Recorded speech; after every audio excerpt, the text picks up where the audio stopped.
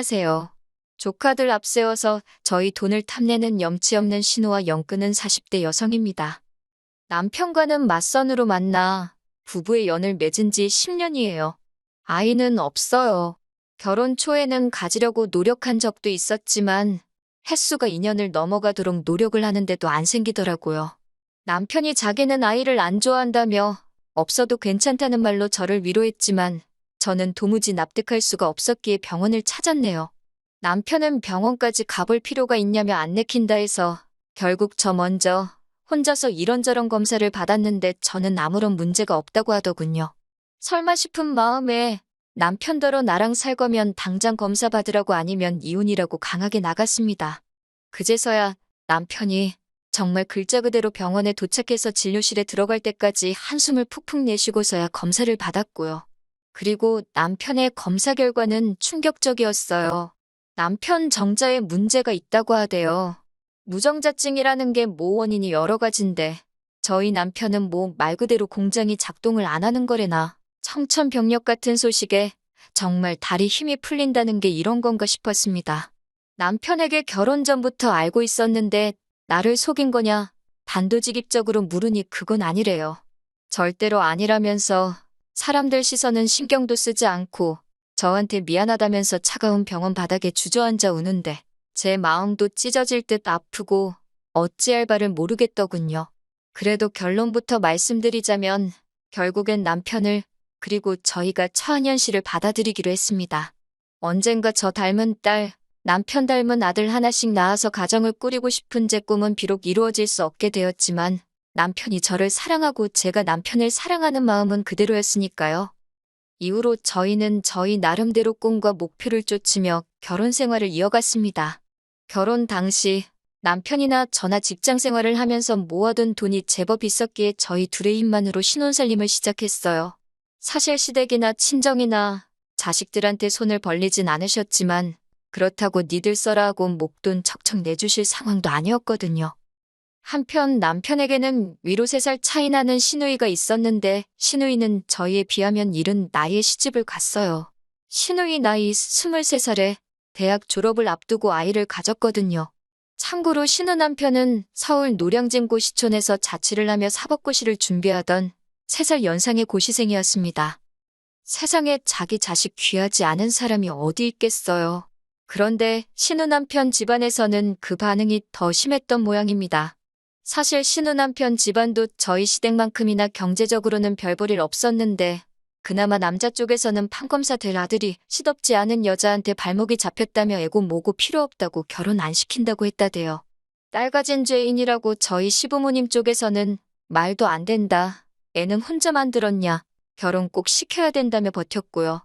그리고 자식 이기는 부모 없다고 결국은 그 심한 반대를 이겨내고 시누와 시누 남편이 부부의 연을 맺게 된 거예요.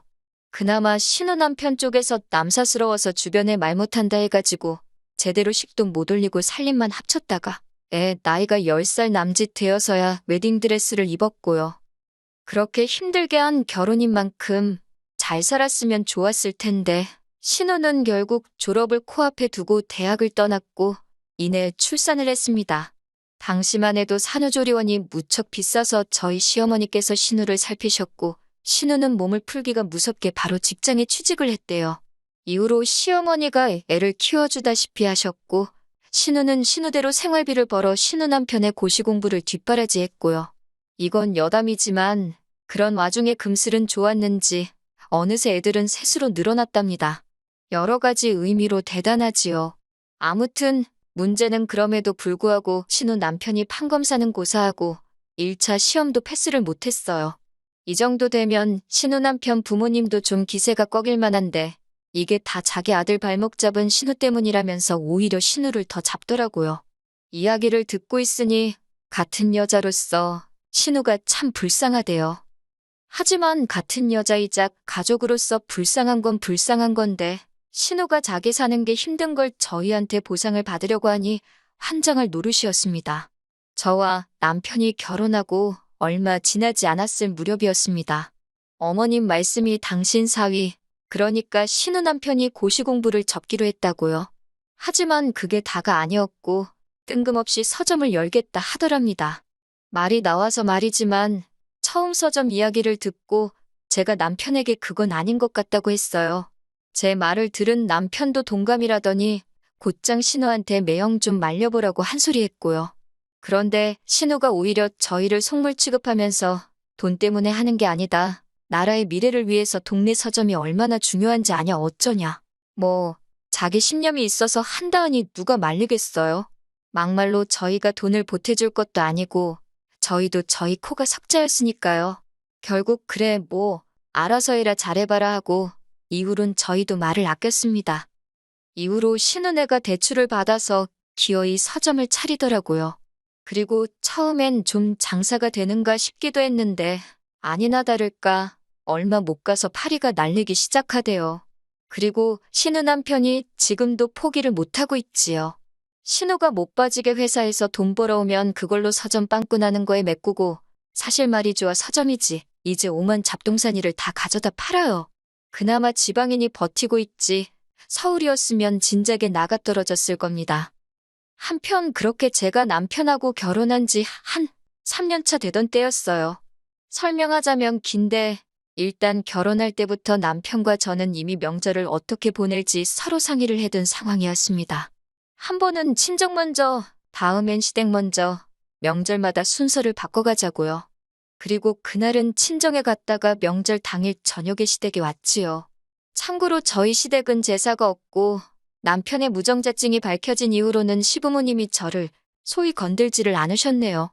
오히려 제 눈치를 좀 보셨다고 해야 하나. 아무튼 명절 당일 저녁에서야 도착한 시댁에서 하루를 자고 이튿날이 되어서야 신혼의 가족을 만나게 되었습니다.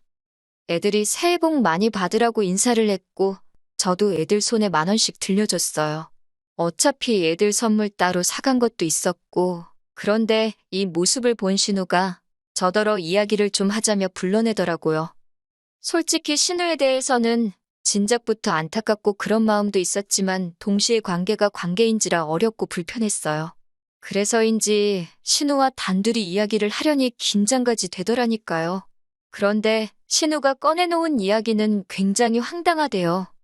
저더러 불편해하지 말고 들으라더니 저번에도 자기 애들한테 10,000원 주지 않았냐면서 왜 매번 애들 용돈으로 10,000원을 주냐고 10년 전 이야기임을 감안해도 그 나이대 애들한테 10,000원이 적다고는 생각하지 않았거든요. 그리고 돈을 애한테 10,000원 줬을 뿐이지 매번 옷이며 신발이며 과자며 안 해준 게 없어요. 말이 나와서 말이지만 가족들끼리 모여서 외식을 해도 돈은 항상 저희가 냈고 명절이고 어머님 아버님 생신 때도 저희 부부만 용돈을 챙겨드렸습니다. 하다못해 신우 생일 때도 빠듯하게 사는 게 안쓰러워서 제가 따로 30만 원씩 챙겨줬고요. 그런데 애들 용돈이 적다는 걸로 지적을 받는다는 게 황당하더라고요.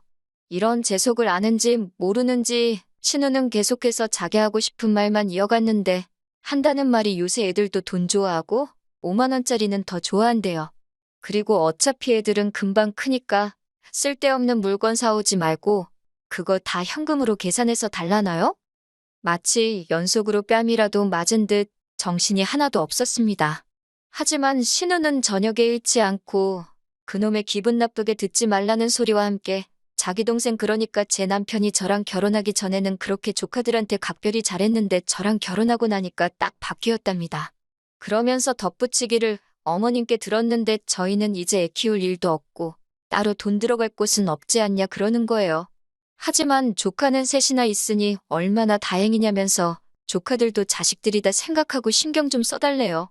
그러더니 절 보면서 죽으면 그 돈 다 짊어지고 갈 거 아니잖아. 그러는데 진짜 신우만 아니었으면 얼굴에 침이라도 뱉었을 겁니다.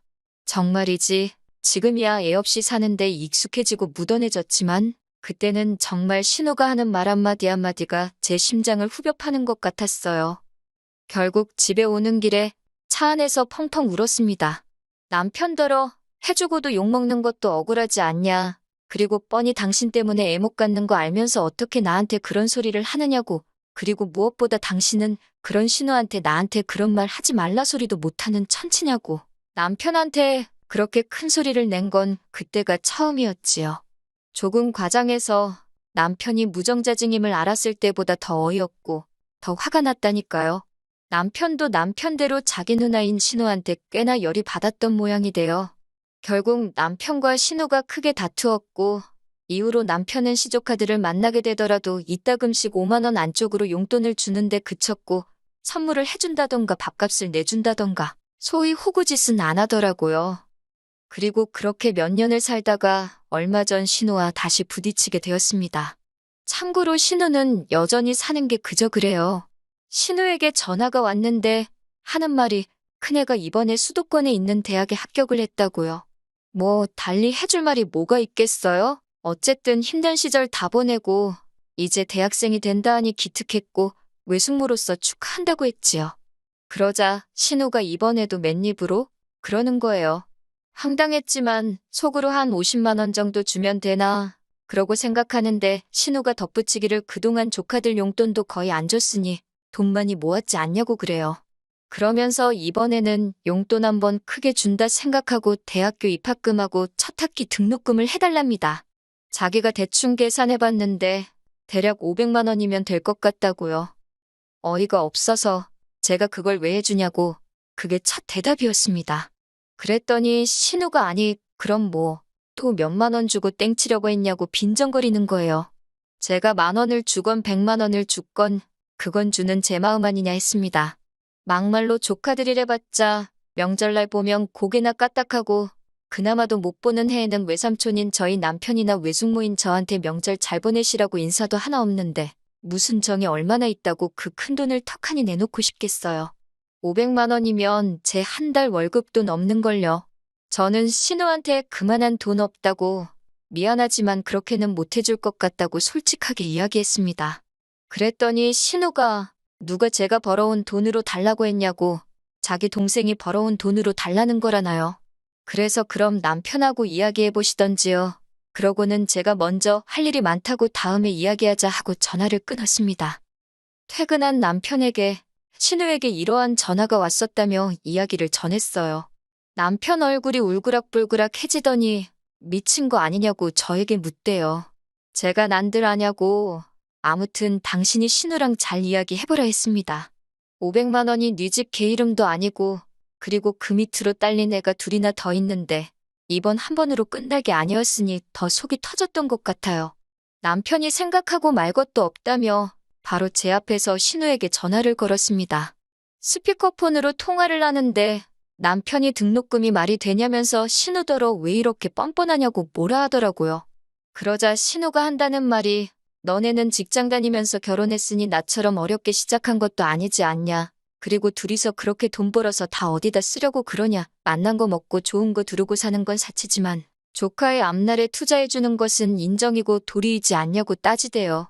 남편이 그런 신우더러 번지르르하게 말은 잘한다면서 인정이고 도리고 그것도 내가 내켜야 하는 거라고. 그리고 나는 돈 어디서 거저 벌었냐고. 나도 개같이 직장 생활해가며 번 피 같은 돈이라고 악을 쓰대요. 그러더니 신우더러 헛소리 짓거릴 거면 2번 다시는 연락하지 말라고 쏘아붙이고는 전화를 끊었습니다. 솔직히 이 정도 했으면 신우도 알아듣고 그만했어야 하잖아요. 그런데 바로 이튿날 일은 아침 남편이고 저고 출근 준비로 바쁜데 어머님한테 전화가 왔어요. 어머님이라고 핸드폰에 뜨는 순간 어제 일 때문이라는 건 직감적으로 알아챘지요. 어머님께서 하시는 말씀이 얼마나 힘들면 저러겠냐고. 그러면서 남편더러 형제라곤 너네 둘 서로밖에 없는데 돈 몇 푼에 이렇게 의가 상해야 되겠냐면서 얼마라도 좀 해주라고 하셨습니다. 어머님도 한 200만 원 해주기로 하셨다면서. 그러자 남편이 어머님더러 어머니도 이런 말씀 하실 거면 전화하지 말라고 하대요.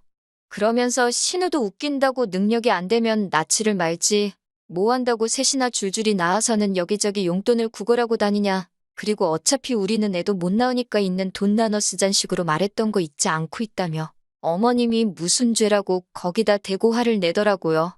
사실 저도 대놓고 용돈 달라고 한 거보다 어차피 너희는 애도 없지 않냐면서 어쩌고저쩌한 그 소리가 마음에 한으로 맺혔어요. 그래서 이후로는 내 재산이 지들 재산인 줄 아나보지 싶어서 더 꽁꽁 감추고 안 쓰고 싶더라고요.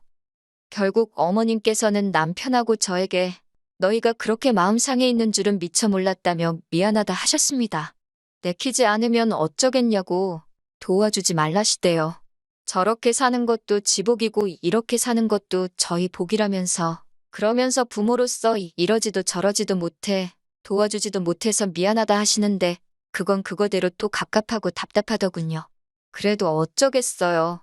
다들 남이 해결해주지 못하는 문제 하나는 가슴 안에 품고 살잖아요. 결국 신우와 저희 사이는 완전히 틀어져 버렸습니다. 이 와중에 생각한 50만 원을 준다는 건 이거나 먹고 떨어져라로 보일 수도 있으니 가당치도 않은 일이었고, 그렇다고 달라는 대로 해주자니 그건 뭐 생각할 것도 없이 싫었고요. 그렇다고 신우가 자기가 저희에게 실수했다고 생각하는 것 같지도 않고, 어떻게 사이를 풀어보려고 노력하는 자체가 의미가 없었어요. 남편은 이렇게 살다가 기회가 되면 다시 보고 사는 거고, 아니면 마는 거라며 저더러 너무 심각하게 생각하지 말라대요. 솔직히 마음이 편하지는 않지요.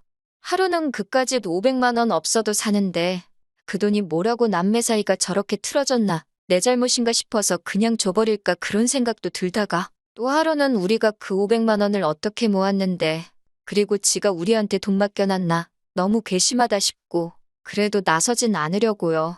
남편이 어련히 알아서 잘 해주리라 믿으렵니다.